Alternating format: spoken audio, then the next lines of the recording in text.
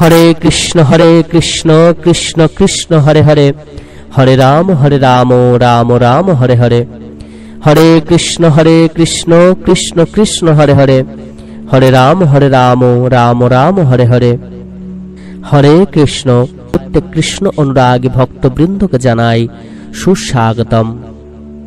যখন কোনো ব্যক্তির কাছে অর্থ, মান, যশ এই তিনটি জিনিসই পরিপূর্ণভাবে থাকে, তখন সে মানুষকে মানুষ বলে গ্রাহ্য করে না। তখন সে ভুলে যায় যে এই পৃথিবীতে তার থেকেও শক্তিশালী কেউ আছে, আর সেটা হলো সময়। আমরা অর্থের দম্ভে, অহংকারের বশে মানুষকে মানুষ বলে চিনতে পারি না। আমরা একটা কথা ভুলে যাই যে সময় কিন্তু পরিবর্তনশীল। প্রত্যেকটি মানুষের জীবনে কিন্তু জোয়ার ভাটা বলে একটা জিনিস আছে। কখনো কারোর ভালো সময় থাকে, তো কখনো কারোর খারাপ সময় থাকে। তাই সময়কে কিন্তু কখনো অগ্রাহ্য করার নেই। সব সময় সময়কে মাথায় নিয়ে কিন্তু আমাদেরকে চলতে হবে।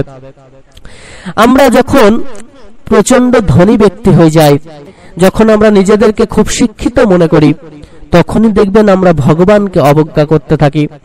কিন্তু কত মানুষ আছেন দেখবেন আজকে বড়লোক তো কালকে রাস্তার ভিখারি হতে হয়েছে। তাই কখনো অহংকারের বশে কোনো মানুষকে অপমান করবেন না, অগ্রাহ্য করবেন না। ভগবান শ্রীকৃষ্ণ স্পষ্ট করে আমাদেরকে শিক্ষা দিলেন, অহংকার ও দম্ভের বশে যদি কোনো মানুষকে আমরা অগ্রাহ্য করি, তাহলে কিন্তু সেটি আমাদের জীবনেও ফিরে আসতে পারে। তিনি বললেন, সময় বলে একটি জিনিস আছে, সময় কিন্তু পরিবর্তনশীল। আজ তোমার কাছে অর্থ আছে, মান আছে, যশ আছে, তাই তোমার মধ্যে এত অহংকার। কাল কিন্তু এগুলি তোমার কাছে নাও থাকতে পারে। এই ভবিতব্যকে কিন্তু আমাদেরকে মেনে চলতেই হবে। ভগবান শ্রীকৃষ্ণ স্পষ্ট করে দিয়ে বললেন, যার সময় ভালো তার সব ভালো, যার সময় খারাপ তার সব খারাপ। মানুষের কর্মের গুণে তার সময় ভালো খারাপ নির্বাচিত হয়। মানুষ যেমন কর্ম করে তেমন কিন্তু তার জীবনে ভালো সময় আসে, খারাপ সময় আসে। যে যেমন কর্ম করবে সে তেমন ফল লাভ করবে। তিনি সব সময় অহংকারকে ত্যাগ করে চলার কথা বলেছেন। আমরা প্রত্যেকেই যারা ভগবান শ্রীকৃষ্ণকে ভালোবাসি, প্রত্যেকেই অহংকারকে ত্যাগ করে চলব।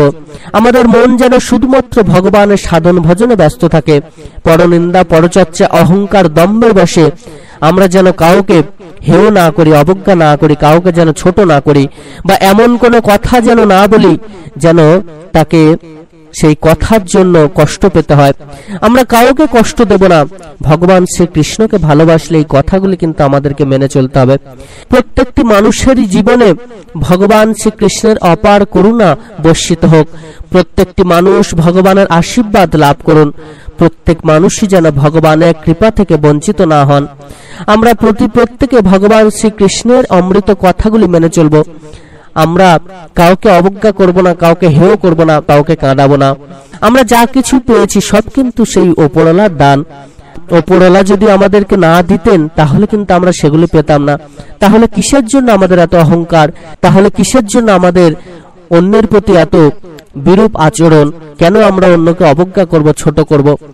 যারা প্রকৃত শিক্ষিত মানুষ, যারা প্রকৃত ভগবানকে মানেন, তারা কিন্তু কখনো এই কাজগুলি করবেন না। তারা জানেন এই জগৎ সংসারের সবকিছু ভগবানের সৃষ্টি। ভগবান এই জগৎ সংসারের মালিক, ভগবান এই জগৎ সংসারের সৃষ্টিকর্তা।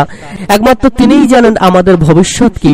তাই কখনো অহংকারের বশে কাউকে কাঁদাবেন না, কাউকে অবজ্ঞা করবেন না, কাউকে ছোট করবেন না। সকল ভক্তমতী মায়েরা, আপনারা প্রত্যেকে খুব ভালো থাকবেন, সুস্থ থাকবেন, সুন্দর থাকবেন। ভগবান শ্রীকৃষ্ণের এরকম অমৃত কথা শোনার জন্য আমাদের চ্যানেলটিকে সাবস্ক্রাইব করে দেবেন। ধন্যবাদ।